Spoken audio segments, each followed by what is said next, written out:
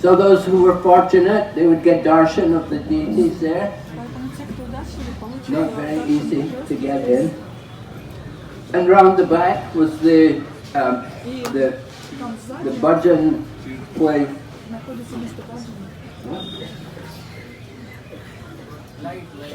Coming out of the temple of Saranga Murari, there was the land, the piece of land which is said to be the bhajan place of Vasudev Datta.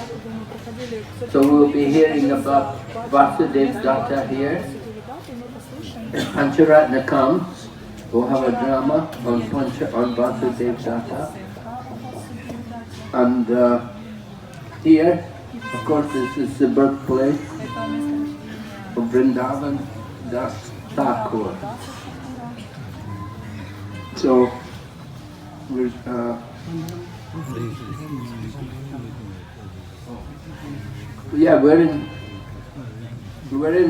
Madhya. We just came from Janudvip. We didn't speak about Janudvip. So Janudvip, Janumuni's ashram, you know, it's apricot, it's not manifest. But anyway, our camp is there on that land. Janumuni resided there, and what happened was Maharaj Bhagirat brought the Ganga down to earth. So when Mother Ganges was coming down to earth, you know, Maharaj Bhagirat was bringing the Ganga. He wanted it to come where the ashes of the sons of Maharaj Sagar were. Because Maharaj Sagar's sons had all been burned in the fire of offense. Sagar Maharaj's sons had committed an offense against Lord Kapila. They thought Lord Kapila had stolen the horse, which their father was going to use for the Ashwamedha Yajna. So Maharaj Bhagirat, he was bringing the Ganga, because with the touch of the Ganga water, the ashes of those souls could be elevated and they could be free from the sin of their offense. So in this way, Maharaj Bhagirat was bringing Ganga, and it came to the ashram of Janumuni. And Janumuni was sitting there doing his puja when the Ganga came. You know, Ganga is a lot of water, you know, and you know she flows, it's quite a strong current. You know, when you try to swim against the current of the Ganga, it's hard work. It's very easy to go with the current. And many people drown in that way. They get carried out into the ocean. So, anyway, Ganga came down to Janamuni's ashram, and Janamuni was sitting doing his puja, and the Ganga came and took away his paraphernalia. So Janamuni was not pleased, and he's a powerful yogi. So he drank the Ganga. You feel thirsty sometimes? You can drink the Ganga. Ganga water, right? Ganga jal. So Janamuni drank the Ganga. And then Maharaj Bhagirat, what happened? Where's the Ganga? Because Bhagirat Maharaj he'd done great tapasya, and for several generations his family members have been trying to bring the Ganga down. Maharaj Sagar and Maharaj Sagar's sons and the grandsons, and like this, several generations they were trying to bring Mother Ganga down from heavenly planets down to this earth. And Maharaj Bhagirat, by his great tapasya, he was successful. He brought the Ganga down. But then Janamuni drank the whole Ganga. So Maharaj Bhagirat was in trouble. So he understood what had happened, and he came to Janamuni and he fell at his feet and he begged forgiveness. And then Janamuni, then kindly brought the Ganga out from his knee. In Sanskrit, the knee is the Janu. So Ganga got the name, one of the names of Ganga is Janhavi. Right? So it is that the Ganga came out from the knee of Janu Muni. So Janu Muni's ashram is there, here in Navadvip Dham. And Ganga, of course, later on, Ganga, she gets married to she becomes the wife of Maharaj Santanu. Because Ganga wants to deliver certain souls from the curse, from some curse which they had on them. So Maharaj Santanu was with Ganga and they were having children. And Ganga had told Maharaj Santanu that you should never interfere with me, that whatever I do with the children when they're born, you should never say anything. Don't interfere. So Ganga was giving birth to children, and each time she gave birth to a child, she'd take it and go and throw it in the Ganga. So Maharaj Santanu was becoming very disturbed because he's a king and kings like to have sons. We know about Maharaj Chitraketu, how much he wanted a son. And when he didn't get a son, it was very difficult for him. So there's Maharaj Santanu. He's got this woman and she's giving birth to children one after another, and the woman is taking the children and throwing them in the Ganga. So 1, 2, 3, it went up to 7 children, and then when the 8th child came, he could not tolerate any more, and he stopped her. He said, "No, you cannot just simply throw the child into the Ganga." And he took that child, and then Ganga told Santanu, "Okay, then I'm going now." And she left Maharaj Santanu. So that child grew up to be Bhishma, grandfather Bhishma. So Bhishma had some relationship there with Janu Muni. Because Janu Muni, the Ganga had came from his knee, so he's like the father or the mother of the Ganga. And Bhishma's mother was the Ganga. So Bhishma would come regularly to Janu Muni's ashram, and he would get spiritual instructions from Janu Muni. So Janu Muni's ashram there in Navadvip. So that's something about Janu Muni and Janudvip. That's Janu Muni's ashram. The only thing there is Janudvip. Apart from our ISKCON camp, Haribol, we have a nice camp there in Janudvip. So now we're here in Modadrumadvip. Modadrumadvip. Moda meaning feels great pleasure, great happiness. And Druma is a tree. So there's a pastime about this. Is somebody supposed to tell this pastime? Haribol. Is somebody supposed to talk about how modern Druma got the name? Huh? Oh, that's it, the process. Okay. So, I'll tell it then. So, modern Drumadri. No, I finished with Janudvip. So, modern Drumadri. Lord Ramachandra had come here with Mother Sita and Lakshman in their exile. And they came here to this place. And they were, we come, and it's a bit noisy, motorbikes and trucks and buses and everything. But when Lord Ramachandra came here, it was all jungle. But beautiful jungle, very nice. And there were so many fruits growing, so many flowers also growing. You know, you come to Bengal and flowers, you know, nobody appreciates it. You know, if you came from Europe and you saw so many flowers, you go, wow, you know, it's amazing. You know, I went to Europe and they can only get garlands once a week for the deities there. Flowers just cost so much money. And Kavi Chandra Swami told me it's the same in Japan. You want a flower, costs a fortune, one flower.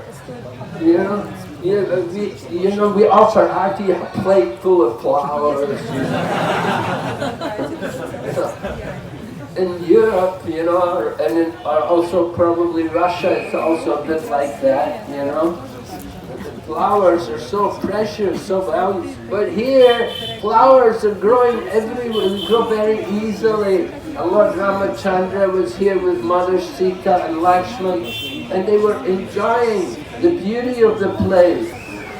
And Lord Ramachandra was sitting, and he was smiling to himself.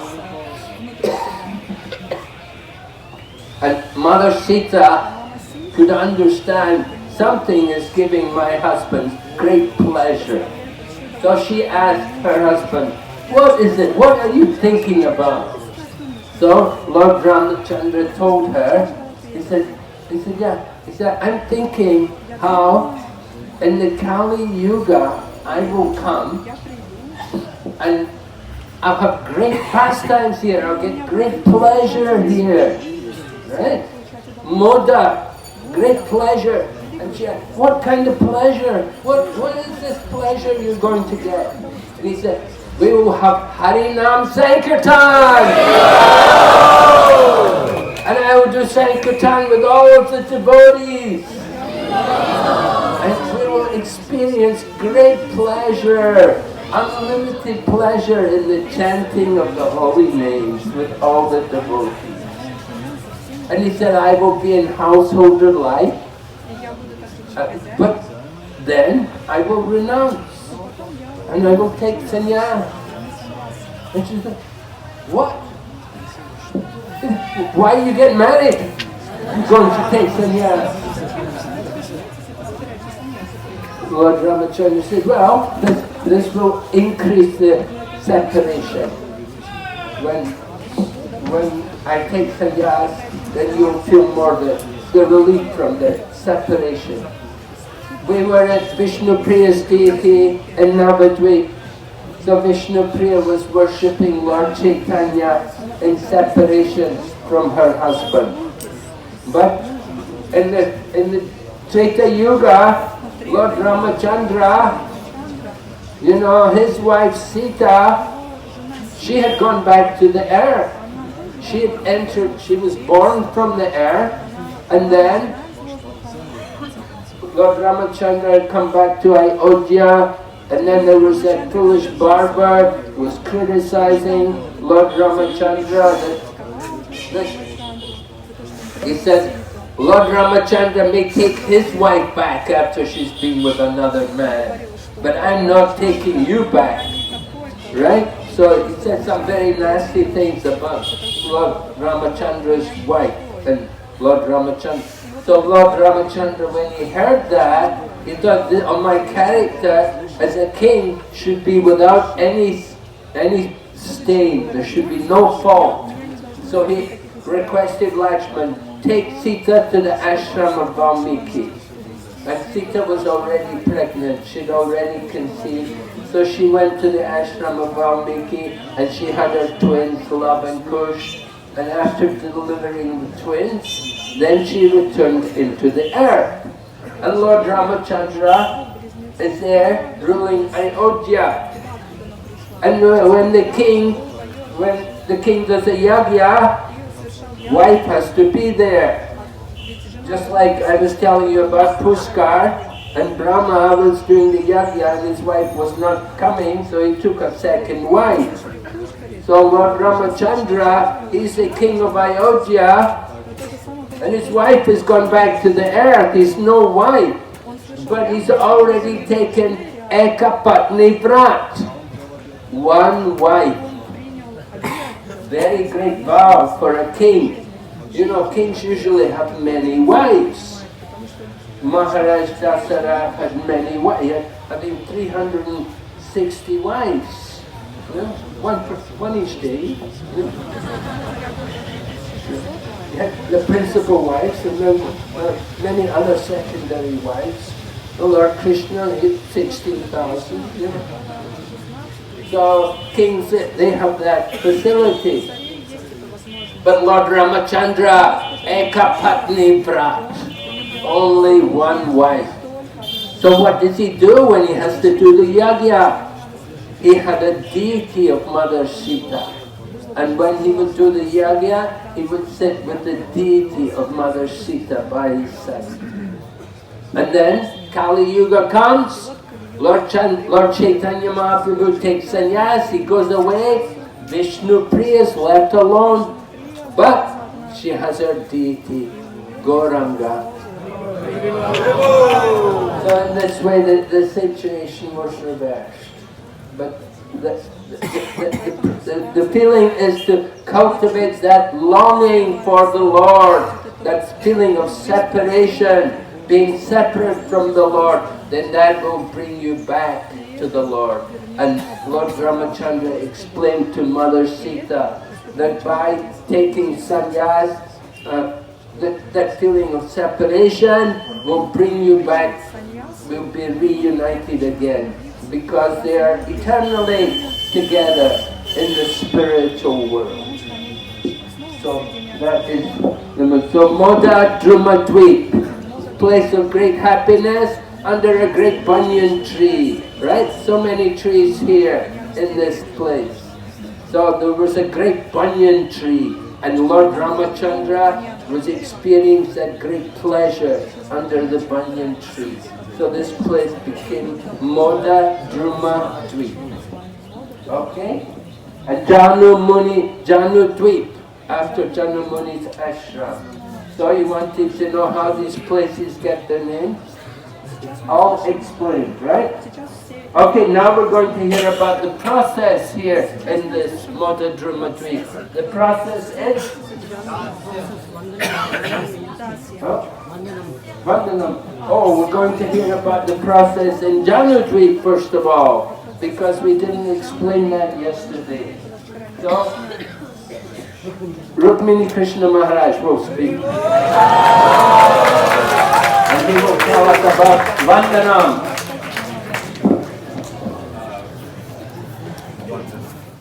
Place here. It's a devotee called Sadananda Bhattacharya. He was a Brahmana. And he lived here in Mamgacchi. And he was a witness to the birth of Lord Chaitanya Mahaprabhu. He had actually gone to the home of Jagannath Mishra and Sachi Mata at the time of the birth of Lord Chaitanya Mahaprabhu. So while he was there at the home of Lord Chaitanya Mahaprabhu, at the home of Jagannath Mishra, he saw all the different demigods who were all there. Because all the different demigods, they knew the Lord was coming. And they were all there at the home, celebrating, having a festival that the Lord's taking birth. So this Sadananda, he was actually a great devotee of Lord Ramachandra. And it said, in Rama Lila, in the Treta Yuga, he was Guharaj. Guha was the friend of Lord Ramachandra. And he came, somehow he took his next birth in a Brahmana family, and he was living here in Mamgacchi. And from Mamgacchi, just across the Ganga, it's to Mayapur, Jagannath Mishra's home, the Yoga Peeth. Sadananda had gone there, and he was in Jagannath Mishra's home, and he saw the child take birth. And at that time, he saw all the demigods, and he was wondering, how is it so many demigods are coming? And then when he saw the child, and he saw all the auspicious markings on the body of Lord Gauranga, he could understand more of the divine nature of the child. And he was wondering, he's thinking, is this the Lord? He's coming again. Because he was a devotee of Lord Ramachandra. But then when he saw how the child had so many divine qualities, and he saw how the demigods were all present there at the birth of the child, then he began to consider in his mind. And then later he had a dream, and in his dream he saw the Lord. He saw his Lord Ramachandra. And Lord Ramachandra was there with his consort Sita and Lakshman, and Hanuman was kneeling by their side. And then the Lord changed color. Lord Ramachandra changed his color. Previously, Lord Ramachandra was in the Durvasa grass color. But then he changed to the golden color. And he saw the form of Lord Gauranga. And Lord Gauranga appeared to him. So Sadhananda, seeing the Lord in this form, then he understood more how Lord Ramachandra had actually come in the Kali Yuga, and he had come as the son of Sachimata. And he was able to witness Lord Chaitanya Mahaprabhu grow up, and then he went on to see the Sankirtan. So here in this one village, Mamgacchi, this Sadhananda was living, and he became a great devotee, a follower of Lord Chaitanya Mahaprabhu.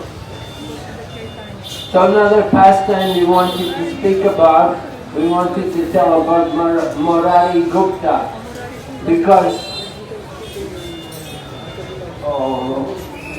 okay, we'll speak about Murari Gupta when we go to Arkatila. Okay, so Prasada is available now. Hare Krishna.